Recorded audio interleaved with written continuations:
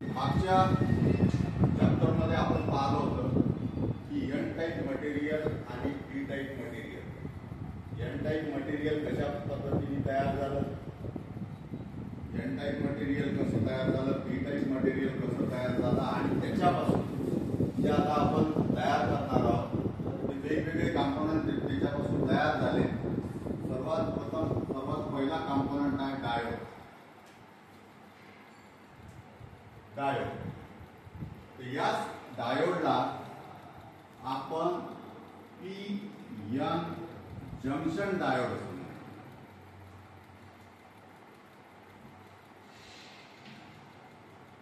मग P-N junction diode म्हणजे काय, पी-एन जंक्शन म्हणजे काय, सर्वात पहिले आपल्याला हे माहित पाहिजे. तर एक पी मटेरियल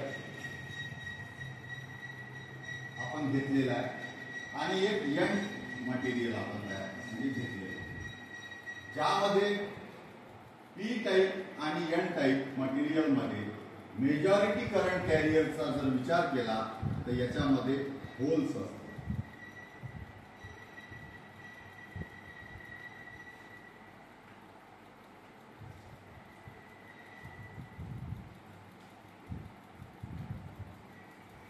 आणि मायनॉरिटी करंट कॅरियर्स याच्यामध्ये काही प्रमाणात इलेक्ट्रॉन्स असतात. तसंच एन टाईप मध्ये मेजॉरिटी करंट कॅरियर्स इलेक्ट्रॉन्स असतात आणि मायनॉरिटी करंट कॅरियर्स हे होल्स असतात. आता काय केलं, पी टाईप मटेरियल तुम्हाला माहिती आहे कसं तयार झाला ते, हे सेमीकंडक्टर मटेरियल आहे.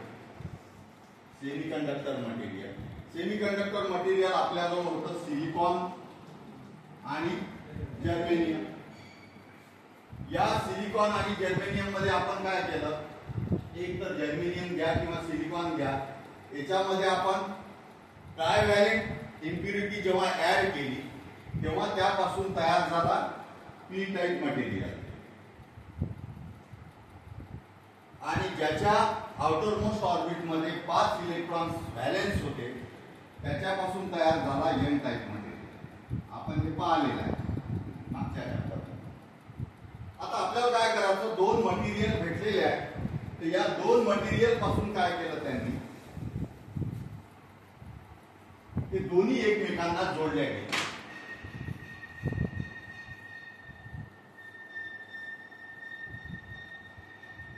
पी टाईप आणि एन टाईप. आता पी टाईप मध्ये आहे पूर्ण होल्स,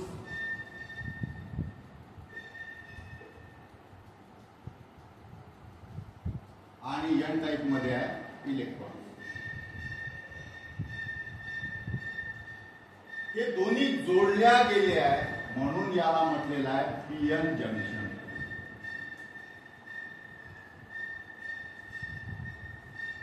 याला म्हटलेलं आहे पी-एन जंक्शन.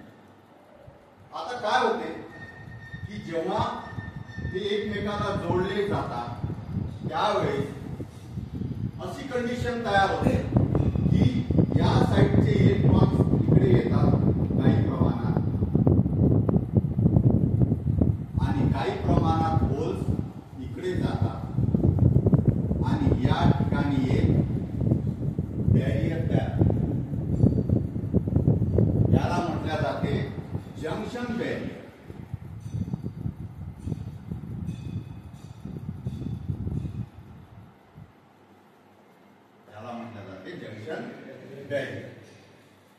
तर जंक्शन बॅरियर तयार झाली, ठीक आहे. आता काही इलेक्ट्रॉन्स इकडे आले आणि काही होल्स इकडे गेले, त्याच्यामुळे याच्यामध्ये एक करंट फ्लो झाला खूप कमी प्रमाणात, अल्प प्रमाणात, आणि इथे या ठिकाणी काय झालं, एक पोटेन्शियल बॅरियर तयार झाली. काय तयार झाली, पोटेन्शियल बॅरियर.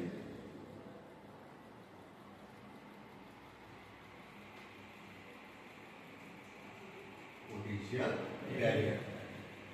आणि अशा पद्धतीने हा डायोड तयार झाला. आता आपण याचे सिम्बॉल कडे बोलू, का सिम्बॉल कशा पद्धतीचा असतो.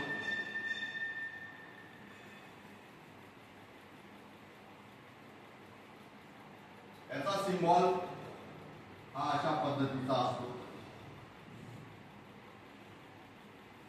याला नाव असतात. या साईडला दिल्या जाते ॲनोड आणि इकडे दिला जातो कॅथोड.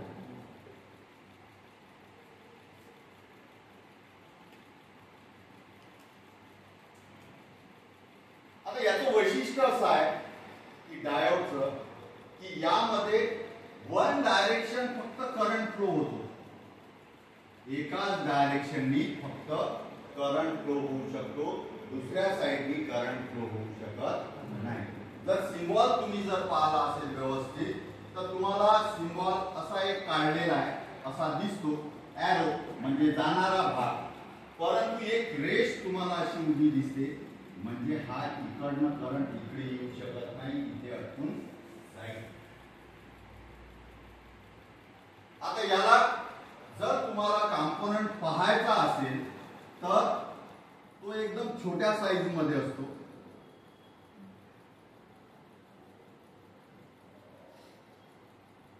असा तो डायोड असतो.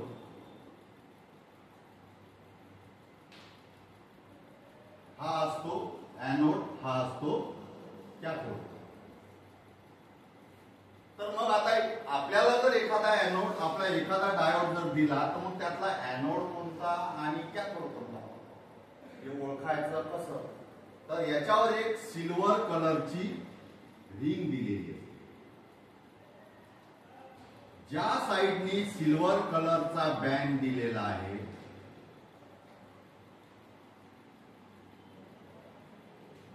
सिल्वर बँड दिलेला आहे ती साइड समजायची याची काय आहे निगेटिव्ह.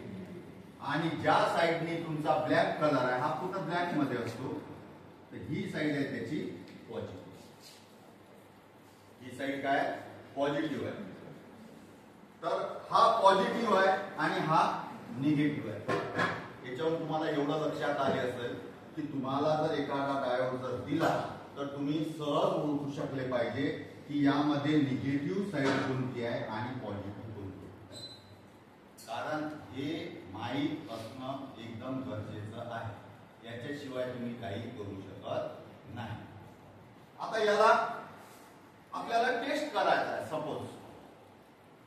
सपोज आपल्याला याला टेस्ट करायचा आहे, तर मग टेस्ट करायचा कसा? आपण एक मल्टीमीटर घेतलं. सपोज एक मल्टीमीटर घेतला आपण,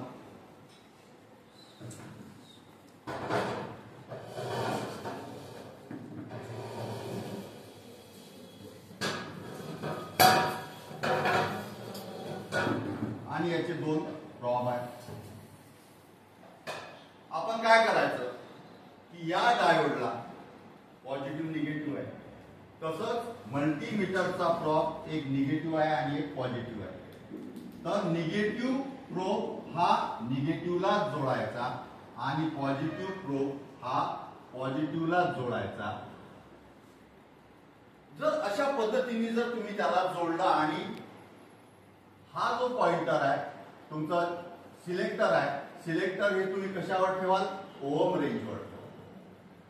ओम रेंजवर जर ठेवलं आणि जर तुम्ही जर अशा पद्धतीने लावलं तर तुम्हाला या ठिकाणी लो रेजिस्टन्स मिळेल. 540 समथिंग काहीतरी ओम मिळेल. परंतु नंतर काय करा तुम्ही की जो पॉझिटिव्ह जोडलेला आहे या ठिकाणी तो निगेटिव्हला जोडा, पॉझिटिव्ह निगेटिव्हला जोडा आणि निगेटिव्ह पॉझिटिव्हला जर जोडला तर तुम्हाला रीडिंग मिळणार नाही, म्हणजे हाय रेजिस्टन्स मिळेल.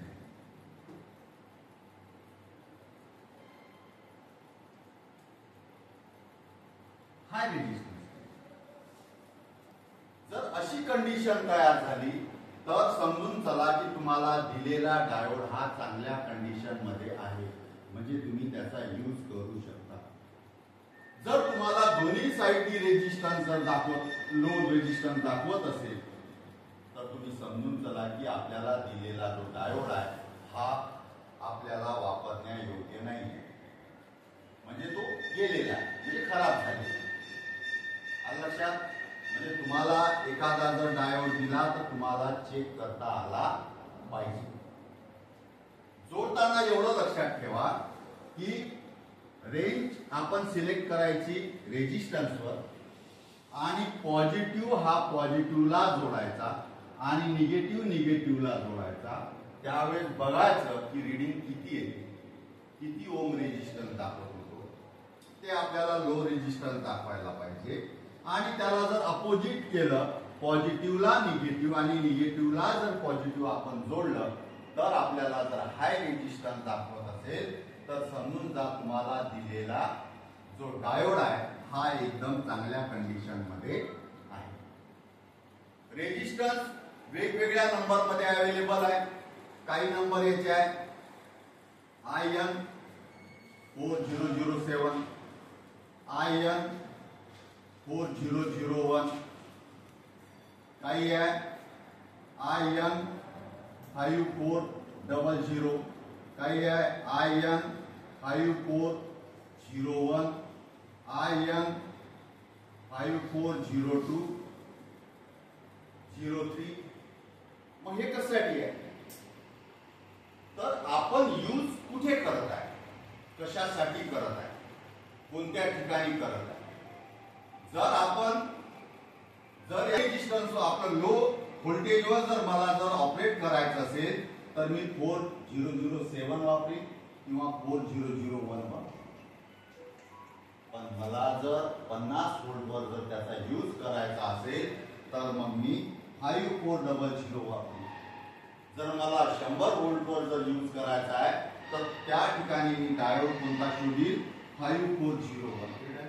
अशा पद्धतीने जसजसे व्होल्टेज वाढेल तसं त्याचे डिझाईन वाढेल आणि त्याची साईज सुद्धा वाढेल. आता याचं